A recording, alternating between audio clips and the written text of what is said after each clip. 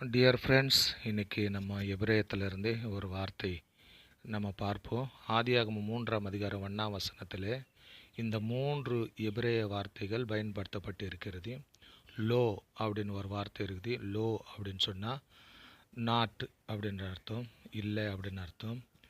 கீழே 2வது வார்த்தை வயோமர் அப்படின்னு சொன்னால் அவர் சொன்னார் அப்படின்ற வார்த்தை. 3வது வார்த்தை ஆமர் என்கின்றதான வார்த்தை, அவர் சொன்னார் அப்படின்றது 3 கான்வர்சேஷன் அங்கே காணப்படுகிறது. சாத்தான் கேட்குது, கர்த்தர் இந்த கனியை நீங்கள் புசிக்க சொல்லி கர்த்தர் சொன்னாரா அப்படின்னு சொல்லிட்டு கேட்குது. வயோமர் என்ற வார்த்தை சொன்னாரா அப்படின்னா ஏவாள் அதுக்கு பதில் சொல்லுகிறது, அந்த கனி மாத்திரமல்ல, அந்த செடி அந்த கனியினுடைய தொடவும் கூடாது அப்படின்னு சொல்லிட்டு சொன்னார் அப்படின்ற அந்த கான்வர்சேஷனில் இந்த 3 வார்த்தைகள். லோ அப்படின்னா இல்லை அப்படின்னு அர்த்தம், வயோமர் அப்படின்னா சொன்னார்னு அர்த்தம், ஆமார் அப்படின்னு சொன்னால் சொல்லுதல், ஸ்பீக் அப்படின்னு அர்த்தம்.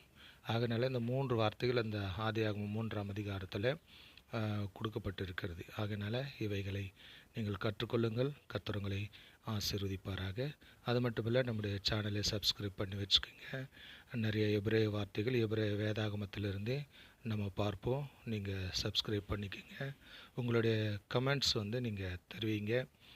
ஒருவேளை ஏதாவது டவுட்ஸ் இருந்ததுன்னா நீங்கள் கேளுங்க, கமெண்ட்ஸ் மூலமாக கேளுங்க. நான் உங்களுக்கு எக்ஸ்பிளைன் பண்ணுறேன். வேறு ஏதாவது வசனத்தை கூட நீங்கள் எக்ஸ்பிளைன் பண்ணணுன்னா கூட நான் அது பண்ணுறேன். ஆமென். Shalom shalom.